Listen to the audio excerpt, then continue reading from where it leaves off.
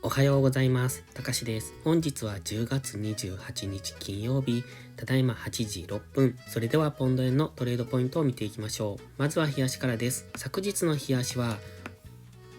大きめの陰線になっております。ちょっとこの形が気になるんですけれども、今までのこの上昇ですね、この前日の上昇を打ち消す陰線になっておりますので、ここからの下落には警戒しておきたいところです。ただ今はちょっと何とも言いにくいんですよね。クロス円がすごくわかりにくくって、ポンド円も上昇していくとは思ったんですが、1時間足単位でまたボックスの中に戻されてますので、ここから下落する可能性も考慮して、基本的な目線としてはまだ上を向いていると考えてます。で、現在はこの緑のボックスを上抜けてはいるんですが、この上抜け方が甘いので、ちょっとそこが気になるところ、ここが騙しになって、週足で見ると、ここの部分が上髭になっていたっていうこともまだ考えられるんですね。ですので、本日もう一段上昇してくればいいんですが、今このまま若干下落気味で終わった場合は、この辺が週足で上髭になってしまいます。ただ、ここの高値を超えていることには違いありませんので、やはり上を一旦見てはいきたいとは思ってるんですね。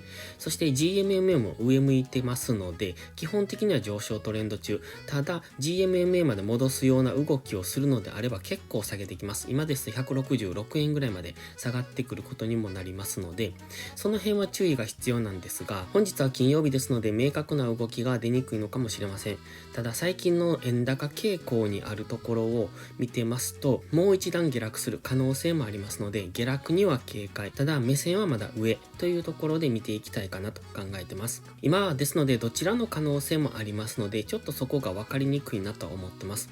日足のインジケーター少し怪しくなってきましたね。ストキャスティクスは高値圏。で、MACD に関しては上昇モメンタムがほぼ消えている状態。ここからデッドクロスすると、ここみたいな大きめの下落になる可能性もありますので、本日がもし大きめの陰線で終わるようなことがあれば、来週は大きく下落していくんだろうなと考えますし、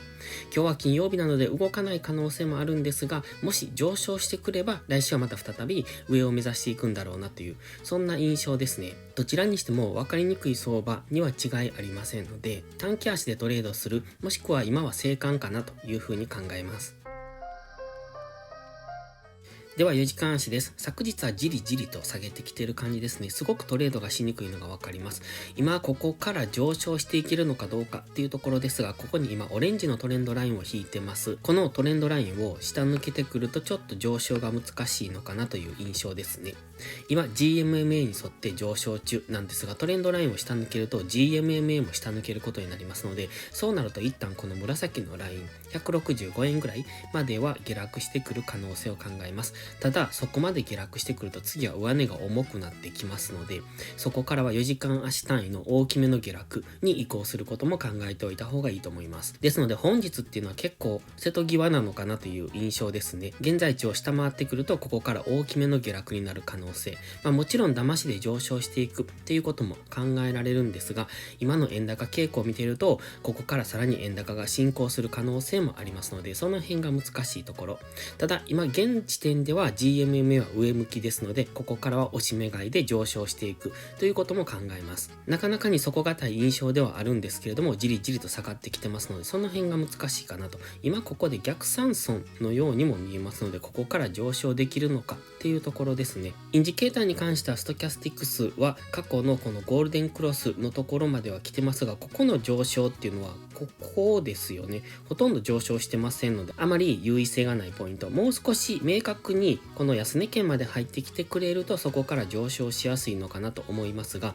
綺麗な動きをしてませんので、ちょっと当てにならないかなと。MACD に関しては今は下を向いてますので、上値が重いんだろうなというところを考えますと、本日も上値は重いんじゃないかなと考えられます。ただ GMMA 付近ですので、ある程度の反発は起こる可能性がありますので、やはり買い足、1時間足とか、それ以下の足でトレードしていく方がいいかもしれませんね。4時間足ではちょっと上値が重いだろうなっていうところで、あまり値動きは期待できない、そんな印象です。広瀬通商さんとのタイアップキャンペーンを開催中です。専用 URL から口座開設をいただくと、最大で55,000円のキャッシュバックがされます。少しの手間でそれだけの金額がもらえるなら、今月のお小遣いにしませんか？専用 URL は概要欄に貼ってあります。期間限定ですので、お早めにどうぞ。では一時間足です。一旦ボックスを上抜けたんですが、昨日はこの GMMA を下抜けてきてますので、今は一旦このボックスの中に戻ってきているというところで、ボックス上限では戻り売り、ボックス下限では押し目買い、あとボックスを抜けた方についていく。上抜ければここからの上昇、下抜ければ一旦下落っていうところを考えていくんですが、下抜けた場合は抵抗が多いので、下落を狙うというよりも様子見かなと個人的には考えてます。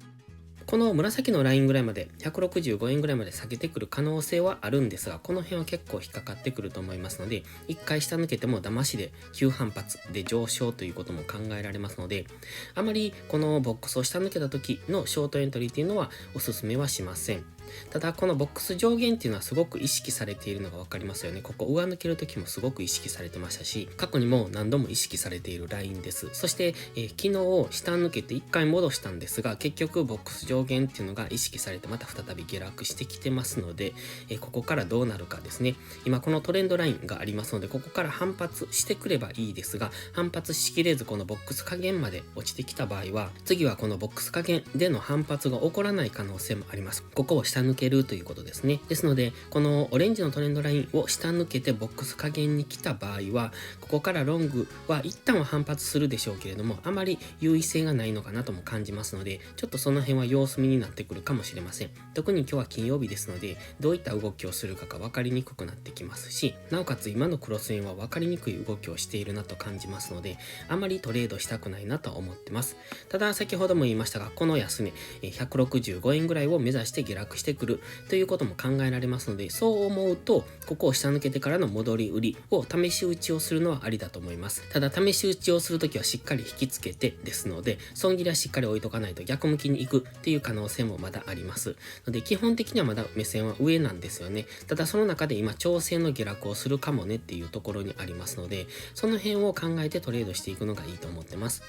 現在1時間足 GMMA は下向いてきてますので、今これに上値を抑えられるともう一段下落ということも考えられます。ただ GMMA が今収束してますので、上抜けるっていうことも考えられますので、本日はもしかしたらこの辺での動き、このボックスの上限とこのトレンドラインですね、この辺で揉み合うのかなという、そんな感じも受けますので、値動きが分かりにくい時はトレードしないっていうのを徹底していくのがいいと思います。下手にここから上昇するだろうとか下落するだろうっていうトレードをしてますと、それはただのギャンブルでしかありませんし、特に今このボックスの真ん中付近ですよね、ちょっと上にはありますけれども、ボックスの中央付近っていうのは分かりにくい動きをしやすいところでもありますので、ここでトレードする優位性はありません。トレードするなら上に引きつけて、もしくは下に引きつけてやっていくのがいいと思いますので、その辺を参考にしていただければと思います。